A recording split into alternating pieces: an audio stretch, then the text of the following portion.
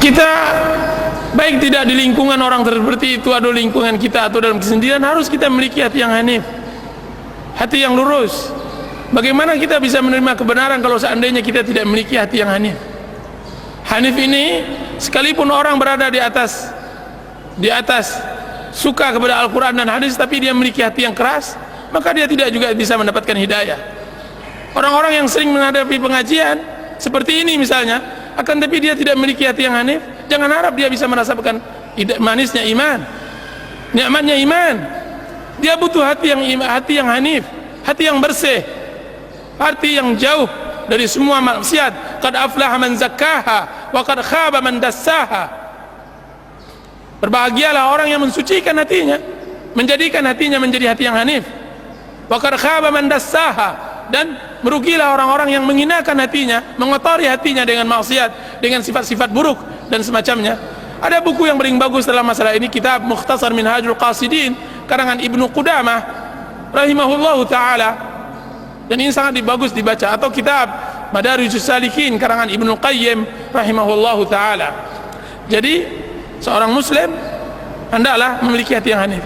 Akan tapi kalau seandainya hendak berdakwah di masyarakat, maka hendaklah dia menggunakan ayat Allah Subhanahu wa taala, ud'u ila sabili rabbika bil hikmati wal mau'izatil hasanah. Hendaklah engkau berdakwah kepada jalan Allah Subhanahu wa taala dengan hikmah dan mau'izatil hasanah. Hikmah harus dengan hikmah, dengan kata-kata lembut. Sesungguhnya ucapan lembut kita, ucapan baik kita lebih banyak mengena daripada ucapan yang kasar, yang keras. Walau kunta fazzan ghalizal qalbi lam faddu min hawlik. Jika seandainya engkau keras hati, tidak peduli dengan orang lain, lam faddu min hawlik, niscaya mereka akan lari dari dirimu. Jadi kita harus berdakwah dengan ilmu dan akhlak.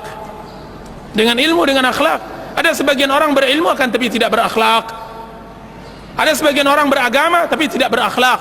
Apa buktinya? Sabda Rasulullah SAW kepada setiap wali wanita untuk berhati-hati memilih pemudanya, untuk berhati-hati memilih suaminya, calon suaminya. Rasulullah SAW bersabda, diriwayatkan oleh Imam Tirmidzi, dan hadis itu sahih, "Idza ja'akum man tardawna dinahu wa khuluqah fazawwijuhu. Illa taf'aluhu takun fitnatun fil ardi wa fasadun 'arid."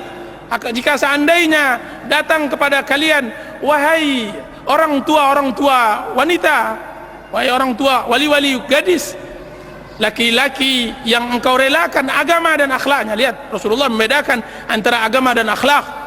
Karena banyak orang yang beragama duduk di pengajian akan tapi lari dari hutang, tidak mau bayar hutang. Ada yang masya Allah akhlaknya seperti akhlak binatang. Benar, hatinya belum masuk iman. Qalatil Arabu amanna. Orang-orang Arab dalam surat Muhammad dikatakan qalatil Hujurat, qalatil Arabu amanna qul lam tu'minu walakin qulu aslamna. Orang-orang Arab mengatakan kami telah beriman. Allah mengatakan belum lagi beriman, belum lagi masuk iman dalam hatinya. Baginya hutang baginya mudah. Ada sebagian orang yang sering mengaji akan tapi kasar terhadap istrinya, tidak mengerti tentang hak dan kewajiban, tidak mengerti tentang hak tetangga dan semacamnya. Ada orang yang sering mengaji akan tapi tidak mengerti tentang akhlak yang baik. Dan mudah-mudahan yang hadir di sini tidak ada satupun dari apa yang saya sebutkan ini. Berarti seorang muslim harus pandai agamanya dan baik akhlaknya. Ada seorang wanita datang kepada saya, sekarang saya baru tahu, ya Ustaz, menyesal saya memilih laki-laki yang masya Allah. Saya lihat penampilannya sunnah, multazim, akan tapi demi Allah dia tidak pernah membahagiakan satu hari dan saya. Dia hanya bisa mengerti menuntut, dia hanya bisa mengerti meminta, kan tapi tidak pernah memberi. Dia hanya bisa mengerti memukul, kan tapi tidak pernah maafkan. Dia hanya bisa mengerti apa untuknya, kan tapi tidak pernah apa antasnya. Dan ini akhlak yang tidak baik, dan ini harus kita robah. Dengan apa? Dengan hati yang bersih. Perbaiki akhlak kita, perbaiki agama kita, mudah-mudahan